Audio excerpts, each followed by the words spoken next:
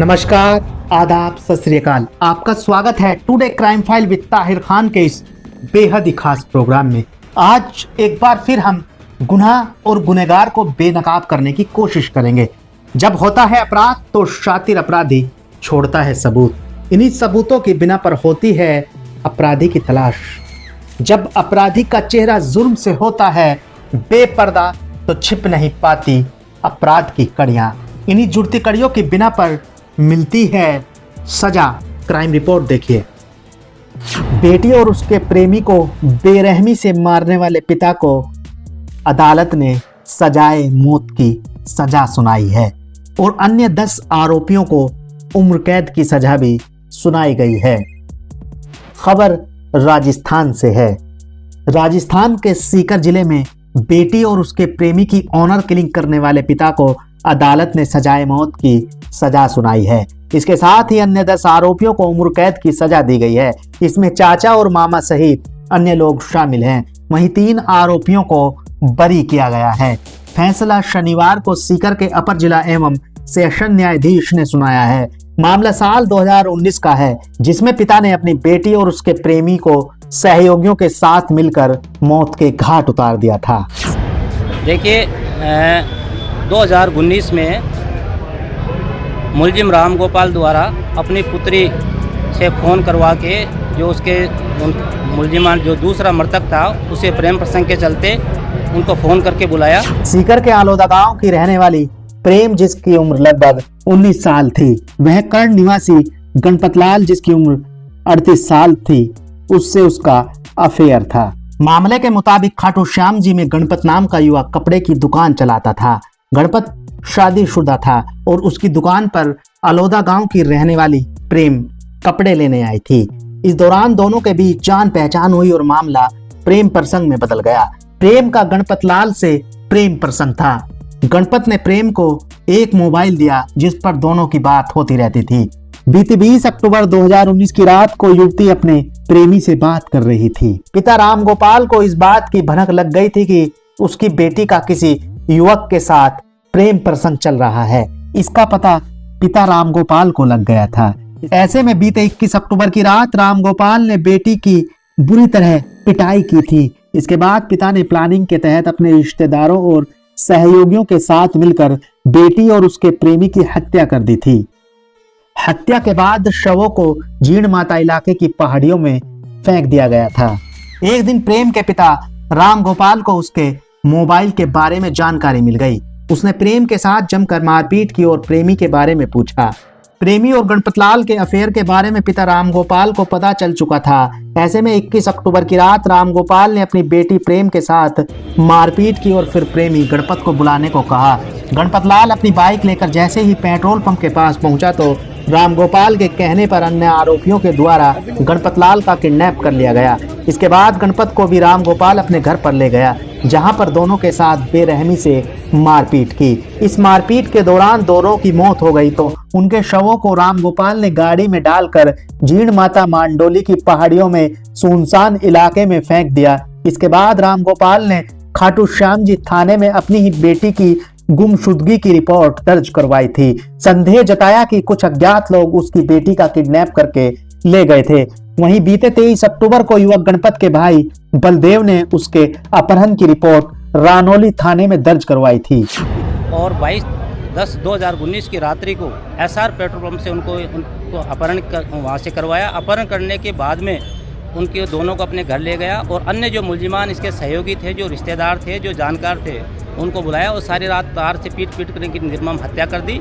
हत्या करने के बाद में इनकी लाश को जीण माता की जो सुनसान जगह है वहाँ पर मंडोली रोड पे इसको डाल दिया और साक्ष्य छुपाने के लिए एक झूठी एफआईआर इसने दर्ज करवा दी।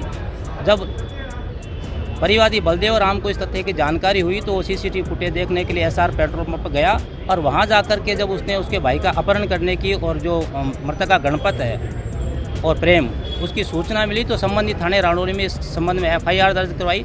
4-5 आदमियों के खिलाफ नामजद एफआईआर थी तो पुलिस ने राम गोपाल को इसमें डिटेन किया। डिटेन के बाद में राम गोपाल से जब इन्वेस्टिगेशन किया गया तो राम गोपाल ने ये सारी घटनाक्रम बताया कि इस तरह से मैंने अन्य मुलजिमान हैं उनको बुलाया, एक कॉन्स्पिरेसी उन्होंने की। कॉन्स्पिरेसी करने के बाद में मृतकान का उन्होंने अपहरण किया। अपहरण करने के बाद में अपने घर लेकर के आए और घर ला करके अपनी पुत्री और जो उसका जो गणपत जो उसके साथ रहता था या उसका जो प्रेमी था उसको बड़े ही अमानवीय तरीके से मारपीट की और मारपीट करने के बाद में उनकी हत्याएं कर दी। हत्या करने के बाद में अपनी ही गाड़ी में ले जा करके उसने मंडोली रोड पर जीणमाता मंडोली रोड पर उन हत्याओं को छुपा दिया। छुपाने के बाद में उसने जो झूठी एफआईआर दर्ज करवाई। इस संबंध में पुलिस ने जब इन्वेस्टिगेशन किया और एफआईआर दर्ज की तो पुलिस ने जहां राम गोपाल के घर के जो सीसीटीवी फुटेज जिससे वो निर्मम तरीके से अपनी पुत्री के साथ मारपीट कर रहा था वो फुटेज उन्होंने कलेक्ट किए। वो फुटेज कलेक्ट करने के बाद में उन्होंने एसआर पेट्रोल पंप से जहां मृतकान का अपहरण किया गया वहाँ के उन्होंने सीसीटीवी फुटेज कलेक्ट किए। सीसीटीवी फुटेज कलेक्ट करने के बाद में इनके जो कॉन्स्पिरेसी के संबंध में इन मुलजिमान के जो मोबाइल की जो लोकेशन थी उनकी जो डिटेल थी उनकी सबकी फर्द विश्लेषण तैयार की और विश्लेषण तैयार करने के बाद में इन जो मुलजिमान थे इन सबका जो आरोप में इन हत्या करने में शामिल थे उन सबको गिरफ्तार किया और गिरफ्तार करने के बाद में 14 मुलजिमान के खिलाफ आरोप पत्र न्यायालय में पेश किया। 22 अक्टूबर को गणपत के भाई बलदेव गोदारा को उनके साले भागचंद ने बताया कि सुबह उसके पास गणपतलाल के मित्र सुरेश चोपड़ा का कॉल आया था, जिसने उन्हें बताया कि रात को 11:15 बजे करीब गणपतलाल का कॉल आया था जिसमें पीछे झगड़ा होने की आवाज सुनाई दे रही थी। कुछ देर बाद ही उसका फोन स्विच ऑफ हो गया था। सुरेश चोपड़ा ने उन्हें बताया कि गणपतलाल की बाइक पलसाना इलाके में पेट्रोल पंप के पास खड़ी है। इसके बाद परिजनों ने अपने स्तर पर तलाश शुरू की और पेट्रोल पंप के फुटेज भी चेक किए, जहां पता चला कि उनके भाई के साथ पेट्रोल पंप पर 21 अक्टूबर की रात को मारपीट हुई और कुछ बदमाश उसे किडनैप करके अपने साथ ले गए। गणपतलाल के भाई ने 23 अक्टूबर को रानौली पुलिस थाने में मामला दर्ज करवाया। उनके भाई का 21 अक्टूबर की रात को किडनैप किया गया। इसके बाद हत्या के मामले का खुलासा हुआ। पुलिस ने जांच की तो हत्या होना सामने आया। जांच के बाद युवती के पिता राम गोपाल को गिरफ्तार किया गया था। बलदेव की रिपोर्ट पर रानौली पुलिस ने मुकदमा दर्ज करके मामले में अनुसंधान शुरू कर दिया था। जब पुलिस ने राम गोपाल से पूछताछ की तो उसने हत्या की बात कबूल की। इसके बाद दोनों के शव जीणमाता की पहाड़ियों से बरामद किए गए। अभियोजन पक्ष की ओर से 69 गवाह और 270 आर्टिकल पेश किए गए। घटना स्थल के सीसीटीवी कोर्ट की ओर से ट्रायल के दौरान देखे गए। दौरान अन्वीक्षा 67 गवाहन की इस 69 गवाहन के इसमें बयान लिखबद्ध हुए और 270 दस्तावेज इसमें प्रदर्शित करवाए, जिसके अंदर घटनास्थल के सीसीटीवी फुटेज भी शामिल थे। अब आपको बताते हैं इसमें सजा किस किस को मिली है। राम गोपाल उर्फ गोपाल को मौत की सजा और 1 लाख रुपए जुर्माने से दंडित किया गया है। चाचा महादेव, मामा परसराम चोपड़ा, चचेरे भाई महेंद्र चौधरी उर्फ महेंद्र मील, नंदलाल, नंदकार, बीरबल, सोहनलाल, मदनलाल, चांदीवाल, संदीप गुर्जर और बाबूलाल उर्फ हरनेक सिंह को उम्र कैद की सजा सुनाई गई है। वहीं राजेश चौधरी को 3 साल जेल और 20,000 रुपए के जुर्माने से दंडित किया गया है। महेंद्र चोपड़ा, महेंद्र गुर्जर और छोटूराम उर्फ छोटू को बरी कर दिया गया है। दोनों पक्षों की बहस सुनने के बाद में आज माननीय न्यायालय एडीजे अपर जिला एवं सत्र न्यायाधीश क्रम संख्या 1 सीकर के विद्वान न्यायाधीश श्रीमान महेंद्र प्रताप सिंह जी बेनीवाल ने निर्णय सुनाते हुए आरोपी राम गोपाल को इस जघन्य हत्याकांड के लिए डेथ सेंटेंस दिया है, मृत्युदंड की सजा से दंडित किया है। जो अन्य आरोपी जो इन दोनों हत्याओं के लिए जिम्मेदार थे उनको 302, 364, 120B, 201, 149 सपठित 302 में आजीवन कारावास की सजा से दंडित किया है और अलग अलग अर्थदंड से इनको दंडित किया है। 50,000 से लेकर के 20,000 रुपये तक अलग अलग धाराओं में इनको दंडित किया है। इसके अलावा 3 जो आरोपी थे जो घटना में शामिल थे लेकिन साक्ष्य के अभाव में उनको दोषमुक्त किया गया है, जिसके अंदर महेंद्र गुर्जर है, महेंद्र चोपड़ा है, एक छोटू राम है, जिनके खिलाफ पर्याप्त साक्ष्य नहीं आ पाई थी। इस कारण बाकी जो मुलजिमान है राम गोपाल है इसको मृत्युदंड की सज़ा से दंडित किया है। नंदलाल उर्फ नंदकार, बीरबल, सोहनलाल, मदन चांदीवाल, महादेव, संदीप गुर्जर, बाबूलाल उर्फ हरनेक सिंह, परसराम, महेंद्र चौधरी, इन सभी को 302 की धाराओं में आजीवन कारावास की सज़ा से दंडित करके साथ में अर्थदंड से दंडित और किया है। माननीय न्यायालय का निर्णय विधि सम्मत है। परिवादी पक्ष और हम पूर्णतः से न्यायालय के निर्णय से संतुष्ट हैं। नाम मैं इस प्रकरण में मैंने पैरवी की परिवादी पक्ष की ओर से राजेंद्र कुमार हुड्डा एडवोकेट नाम है मेरा। कोर्ट ने सख्त टिप्पणी करते हुए कहा कि यह कृत्य राक्षसी प्रवृत्ति का है मामले में कोर्ट ने टिप्पणी करते हुए कहा कि आरोपी ने अपने झूठे सम्मान के लिए 19 साल की निर्दोष पुत्री प्रेम और उसके प्रेमी गणपत की नृशंस हत्या का अपराध किया है।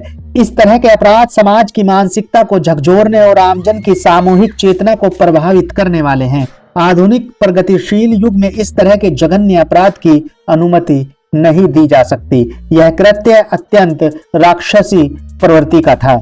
आरोपी की ओर से किया गया कार्य उसकी क्रूरतापूर्ण सोच की चरम सीमा को दर्शाता है। मामले का पर्दाफाश होने के बाद पुलिस ने आरोपियों को गिरफ्तार किया और उनके खिलाफ कोर्ट में चालान पेश किया। करीब 5 साल बाद कोर्ट ने अपना फैसला सुना दिया। राजस्थान के सीकर से क्राइम रिपोर्ट। ये क्राइम रिपोर्ट्स देख रहे थे। फिलहाल के लिए बस इतना ही। आप जाते जाते वीडियो को लाइक, कमेंट, शेयर और चैनल को सब्सक्राइब जरूर कर दीजिएगा। तो फिलहाल के लिए बस इतना ही। आप रहिएगा होशियार, खबरदार। आप स्वस्थ रहें, मस्त रहें, सतर्क रहें, सुरक्षित रहें। फिर मुलाकात होगी किसी नई घटना के साथ। देखते रहें today crime file with Tahir Khan. सीख एक को, लेकिन सबक हम सबको। नमस्कार, जय हिंद।